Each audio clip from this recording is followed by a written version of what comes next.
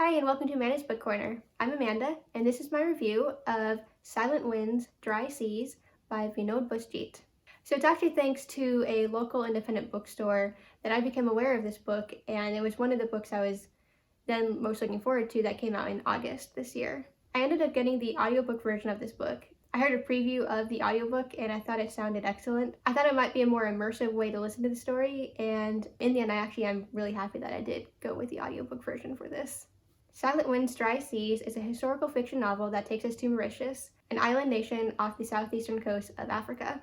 It's set in the 1950s and 1960s primarily, and it follows Vishnu, who is a young boy who's growing up during a time when Mauritius is fighting for its independence, and he's learning about his family's fractured past and secrets, and ultimately he's finding his way in the world. So pretty quickly on, I found that although this is a novel, the way it's formatted feels almost like a collection of short stories. Now granted, all the short stories are from the perspective of one character, Vishnu, and they do more or less go forward chronologically through his life, starting from his early childhood and eventually ending when he finishes college.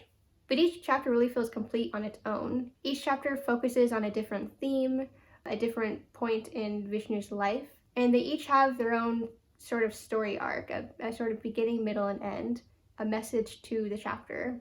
There aren't any cliffhanger endings at the end of each chapter. There isn't the kind of chapter-to-chapter momentum that traditional novels will have when a story is just working its way forward across the chapters. This one really does feel like little snapshots of Vishnu's life.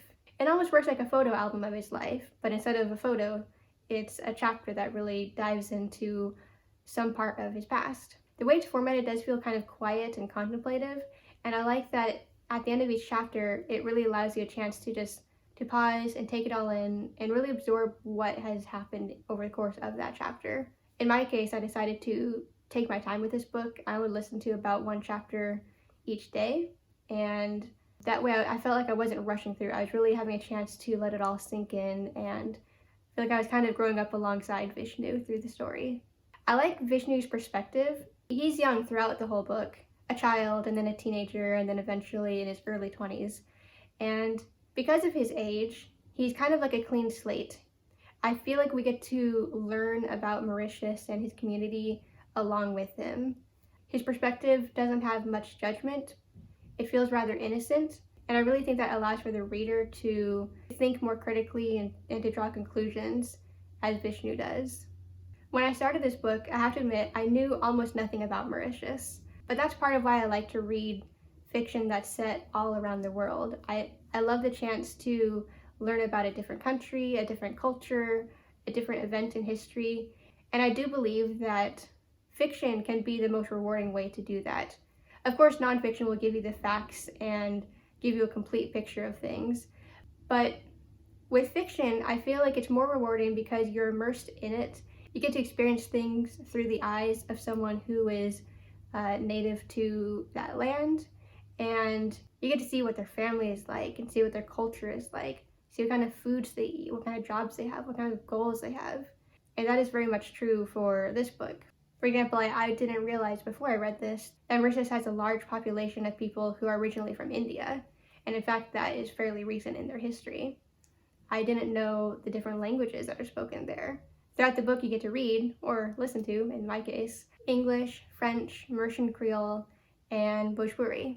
So as I said, each chapter kind of works as its own short story, and along with that, each chapter has its own focus and its own themes and its own messages or moral at the end of it. So for example, one of the early chapters that was really impactful for me was when Vishnu was a child and they had a neighbor who was a young woman, a young wife, and Vishnu and his parents were acutely aware that she was a victim of domestic violence. And it was really painful to see what she was going through and see how Vishnu was powerless to help her and to save her.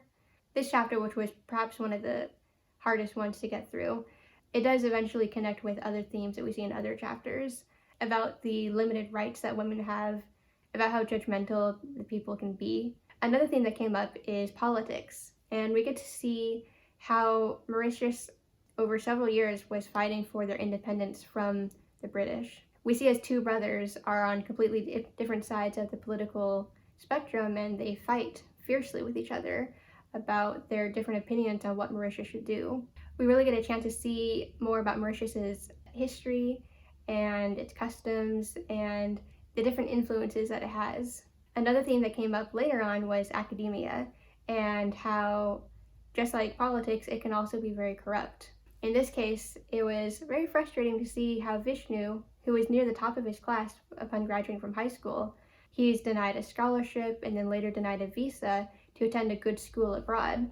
And we see how poor people especially tend to be held back, and we see how his own government really changed the course of his future. Later, when Vishnu goes to America, we also see him encounter different themes with some outside perspective. We see some racism that he faces. We see him encounter very ignorant people who don't even know this country exists and often have some very problematic ways of thinking about him and his country. We also see him learn to kind of change his values about things, learn how to work with his hands when he never had before, and learn to manage his money better, and learn what his true goals are upon graduating from college. And I mentioned before that I had listened to the audiobook version of this, and I have to give immense credit to the narrator, Mahesh Jadoo. He did an excellent job of narrating this. Now, I'm no expert on Mauritius or the different accents and languages spoken there, but to my ears, he sounded like he did an amazing job switching between the different languages, between the different accents, and he really gave each character a distinctive voice, so it was always easy to understand who was talking. I was really impressed with his voice acting and narration overall, and I like that his voice was both calm and soothing, and yet also nuanced enough that it kept my interest the entire way through.